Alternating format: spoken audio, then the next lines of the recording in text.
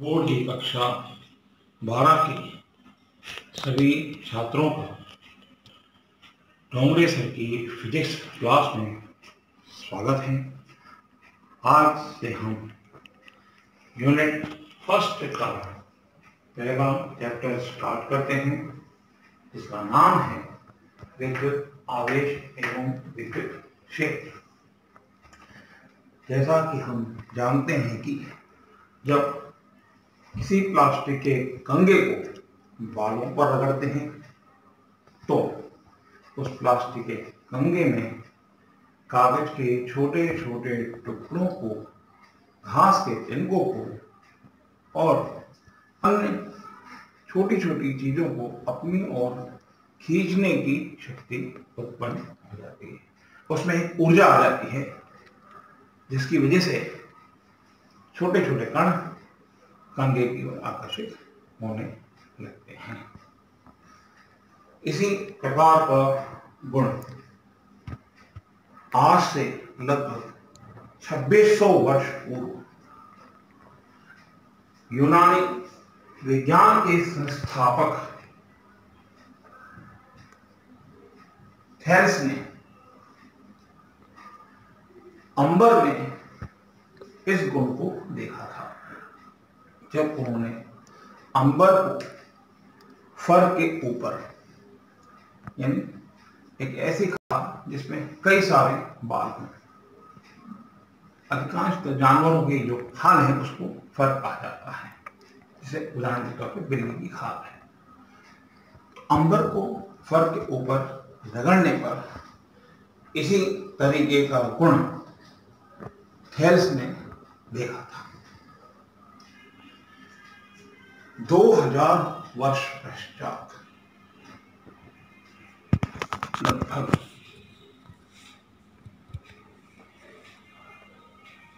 16वीं शताब्दी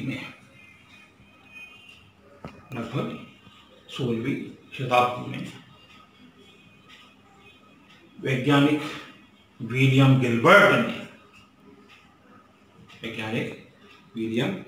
ने अनेक वस्तुओं में इसी प्रकार के गुण को देखा था, जैसे कांच की छड़, रेशम का कपड़ा, प्लास्टिक या गंधक या ऊन, ऐसी चीजों में उन्होंने इसी प्रकार के गुण को देखा था। उसके कुछ वर्षों पश्चात थॉमस ब्राउन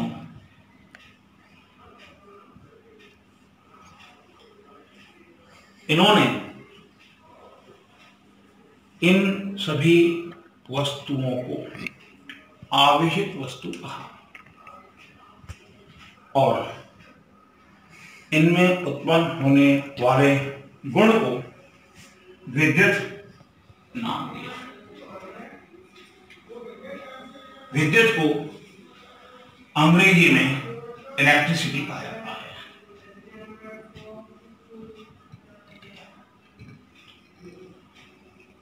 ये नाम अंबर नाम का जो पदार्थ था, जिसका इस्तेमाल थेल्स ने आज से 2600 वर्ष पूर्व किया था, उन्होंने इस पदार्थ के ग्रीक भाषा के नाम के आधार पर, अंबर को ग्रीक भाषा में इलेक्ट्रॉन कहते हैं।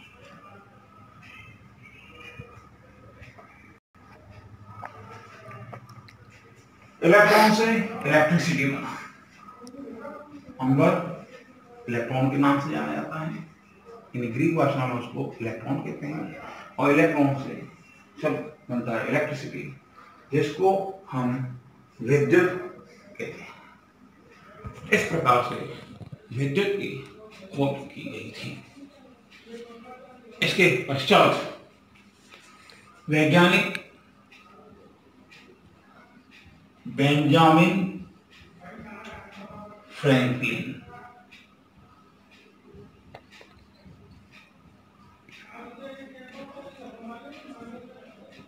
इन्होंने वस्तु में उत्पन्न होने वाले गुण यानी विद्युत आवेश को दो भागों में वर्गीकृत किया।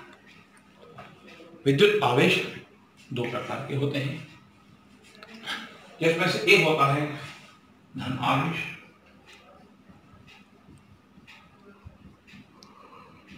दूसरा आवेश होता है ऋण आवेश।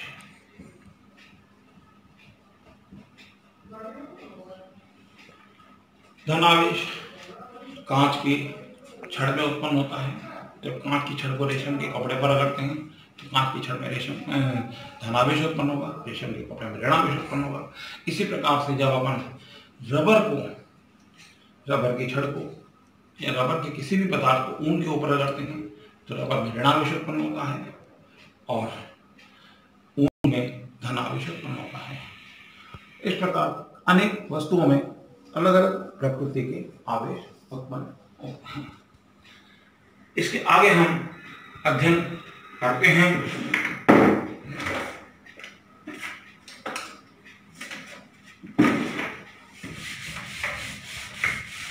विद्युत आवेश की उत्पत्ति का इलेक्ट्रॉनिक सिद्धांत।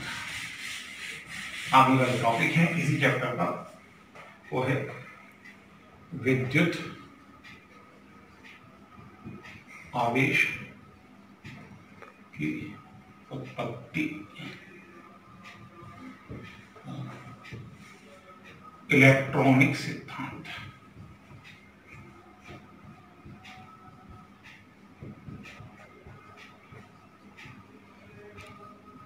यहां हमें समझ में आता है कि जब दो पदार्थों को रगड़ते हैं, जैसे प्लास्टिक के अंगे को बालों पर रगड़ते हैं, कांच की छड़ को रेशम के कपड़े पर रगड़ते हैं, एबोनाइट की छड़ को बिल्ली की खाल पर रगड़ते हैं, तो आवेश क्यों उत्पन्न होता है, क्या वजह है, ये इलेक्ट्रॉनिक सिद्धांत से समझ में आती है।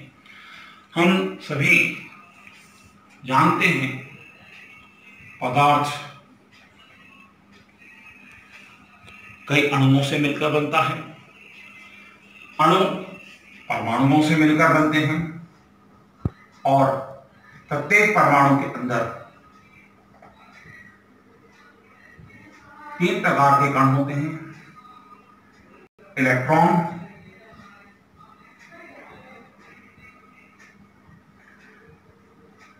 प्रोटॉन और न्यूट्रॉन।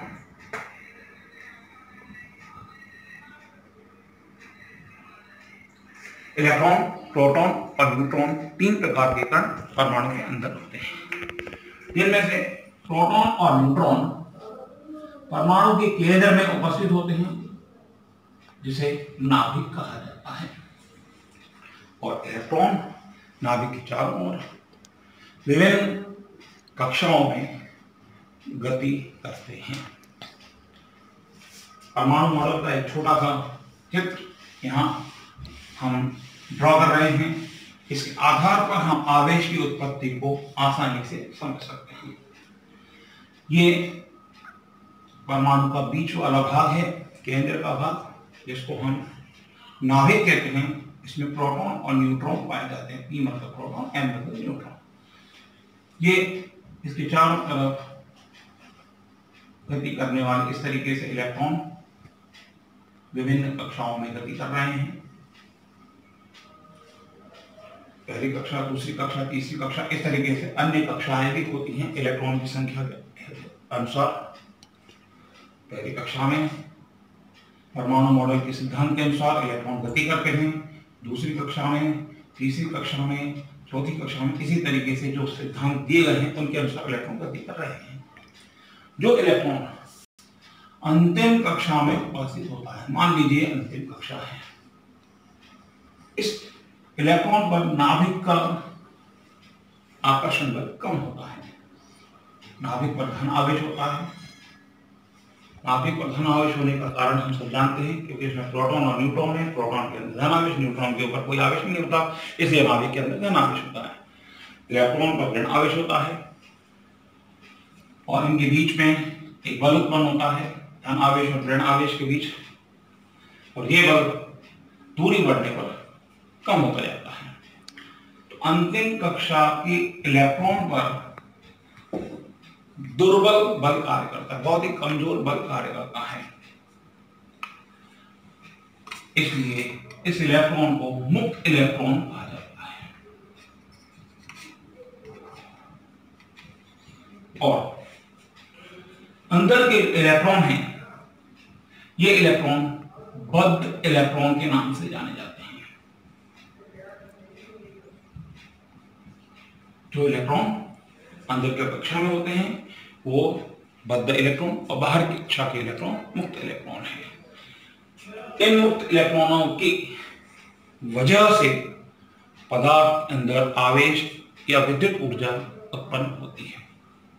क्योंकि जब दो पदार्थों को रगड़ा जाता है, उनके बीच में घर्षण होता है, तो घर्षण से उत्पन्न होने वाली ऊर्जा एक पदार्थ से मुक्त इलेक्ट्रॉन को दूसरे पदार्थ में ले जाती है। दो पदार्थों में से एक पदार्थ में जिसमें मुक्त इलेक्ट्रॉन दूसरे की तुलना में कम आकर्षण बल से बंधा है, उसमें से निकलकर दूसरे पदार्थ में चला जाता है। मान लीजिए ए और बी दो पदार्थ हैं जिनके बीच में हम घर्षण कर रहे हैं, इन दोनों को रगड़ रहे हैं, तो एक में से इलेक्ट्रॉन निकला। कौन सा इलेक्ट्रॉन निकलेगा? मुक्त इलेक्ट्रॉन।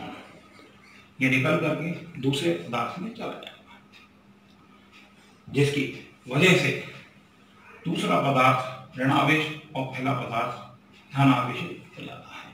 एक पदार्थ में धन आवेश आ जाता है इलेक्ट्रॉन की कमी के कारण, और दूसरे पदार्थ में इलेक्ट्रॉन की अधिकता के कारण ऋण आवेश उत्पन्न हो जाता है। इस प्रकार से जब दो वस्तुओं को हम रगड़ते हैं तो एक पदार्थ में से दूसरे पदार्थ में मुक्त इलेक्ट्रॉन पहुंचने की वजह से दो प्रकार के आवेश उत्पन्न होते हैं। ये है इलेक्ट्रॉनिक सिद्धांत। आज हमने शुरुआत में दो टॉपिकों पर फोकस किया है। विद्युत कैसे उत्पन्न होती है, इनके लिए कौन कौन से वैज्ञानिकों का योगदान रहा, और उसकी उत्पत्ति का मूलभूत सिद्धांत जिसको इलेक्ट्रॉनिक सिद्धांत के नाम से जाना जाता है। इसी प्रकार से छोटे छोटे टॉपिक हम लॉकडाउन के दौरान समझते जाएंगे। उसके बाद जैसे ही हमारी कक्षाएं शुरू होंगी, स्कूल शुरू होंगे, तो उसकी डिटेल में चर्चा करेंगे। इनमें कोई प्रॉब्लम आती है तो जो ग्रुप में आप जुड़े हुए हैं उस ग्रुप में अपनी प्रॉब्लम को शेयर करें, क्वेश्चंस पूछें, उनका जवाब अगली वीडियो में हम देने का निश्चित रूप से प्रयास करेंगे। धन्यवाद।